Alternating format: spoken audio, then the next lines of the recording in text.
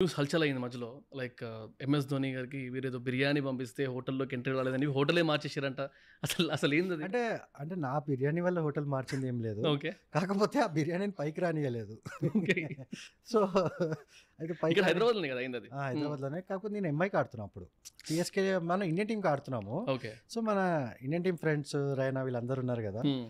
So, వాళ్ళందరూ అడిగితే అప్పుడు మనము ఇక్కడ మనం చేపిచ్చి పంపించాము. హ్మ్. సో, హోటల్‌కొచ్చినప్పుడు హోటల్‌లో బిర్యానీని రానీయలే. మేము యాక్చువల్లీ ఆ రోజు మ్యాచ్ ఆడుతున్నాం. వాళ్ళకి హాఫ్ డే. మేము రాయ్‌పూర్‌లో మ్యాచ్ ఆడతాం. ఛాంపియన్స్ లీగ్ అని అయ్యేది. ఓకే. ఓకే. So, okay. మేము ఎంఐకి ఆడుతున్నాం.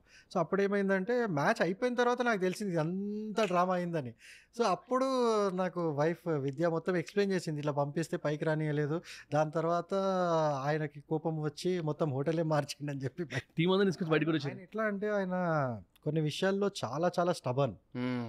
ఇప్పుడు అట్లాంటి ఆయనకి అదే చెప్పా కదా! Values right. కొన్ని కాంప్రమైజ్ కారాయన. సో, దాంట్లో ఐ ఫెల్ట్ ఇగ అది నాకు గూడా ఒక సర్ప్రైజ్ లాగా ఉండే. ఇదేంటి ఇట్లా జరిగిందని.